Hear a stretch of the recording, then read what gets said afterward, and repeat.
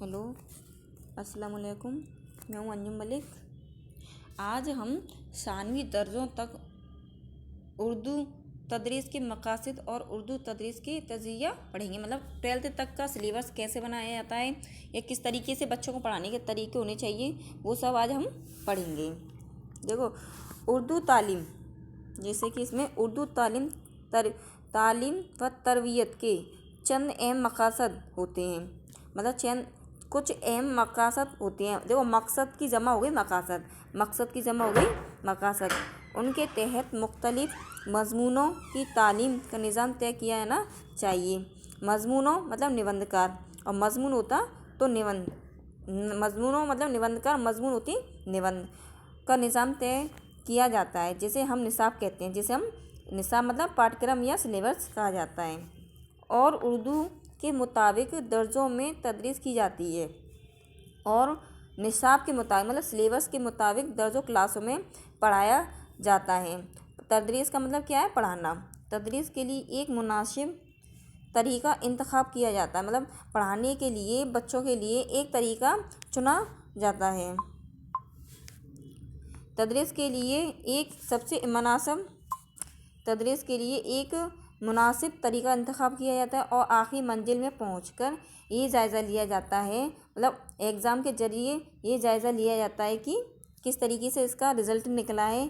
तदरीस का मकसद कहाँ तक पूरा हुआ, मतलब पढ़ाने का जो मकसद था टीचर का, वो कहाँ तक पूरा हुआ। इस मामले में किसी भी तरह की कोई कोताही या लापरवाही की गई तालीम व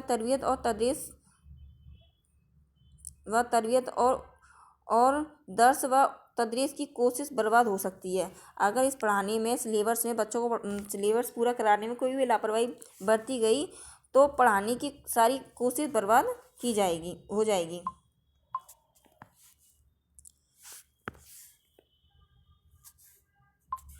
उर्दू तदरीस की मकासद तय करने से पहले उर्दू पढ़ाने के मकसद की जमा मकासद तय करने से पहले ये देखना ज़रूरी है कि उर्दू को किस हैसियत से निसाब में शामिल किया जाए। उर्दू को किस हैसियत से मतलब पाठ्यक्रम या सिलेबस में, निसाब का मतलब क्या है, पाठ्यक्रम में शामिल किया जाए। यानी उर्दू को निसाब में सिर्फ मादरी ज़बान की हैसियत से शामिल किया गया है। मादरी ज़बान से किस हैसियत से शामिल किया गया। मादरी मतलब मातृभाषा, यह मातृत्व मादरी ज़बान कहलाती है। या उसे एक अदबी मजमून की हैसियत से पढ़ाना मकसूद है। एक अदबी मजमून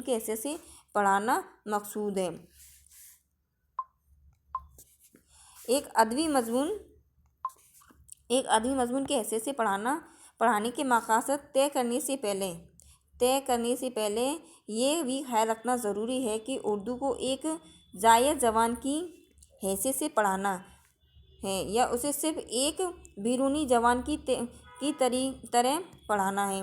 दरअसल दूसरी ज़बानों की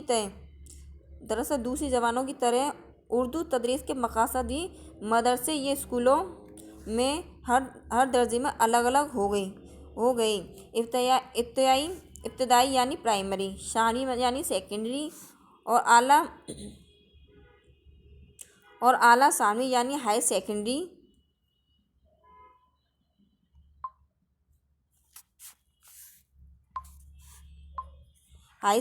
अलग अलग दर्जों में निसाब भी अलग अलग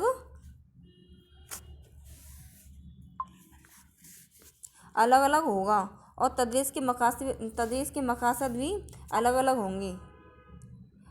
होगा। मतलब हर क्लास का, हर ही दर्जे का जो निसाब या पाठ्यक्रम अलग अलग होगा। बच्चों के हिसाब से निसाब बनाया जाएगा।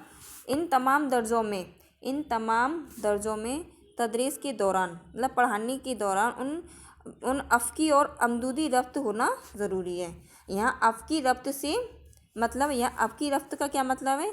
यह है कि एक ही दर्जे में तालबा को तदरीस के वक्त, पढ़ाते वक्त दूसरी मज़मूनों को तदरीस से कैसे जोड़ा जाए। मतलब एक टॉपिक को दूसरे टॉपिक से कैसे जोड़ के बच्चे को पढ़ाया जाए। और अमदूदी और अमदूरी रब्त से मतलब ये है कि एक ही दर्जे में तालबा को, मतलब एक ही क्लास में तालबा मतलब बच्चे को तदरीस के वक्त, पढ़ाते वक्त अगली जमात की जिम्मेदारियों के लिए किस तरह ज़हनी तौर पर, मतलब ध्यान के तौर पर तैयार किया जाए, मतलब उनका दिमाग किस तरीके से उनको तैयार किया जाए कि अगली जमात के लिए वो आगे बढ़ सके, मतलब पहली क्लास में ही अगली जमात की तैयारी किया जाए। हम यूँ कह सकते हैं कि तालीम व तरबियत की हर मंजिल के निसाब, मतलब तालीम व तरबियत के हर मंजिल के निसाब पाठ्यक्रम में आपसी तालमेल होना चाहिए। मतलब जो पहली क्लास में उसका तालमेल दूसरी से हो, दूसरी क्लास में उसका तालमेल तीसरी से, ऐसा निसाब होना ज़रूरी है। और सिलसिलेवारी का ख्याल रखना बहुत ज़रूरी है।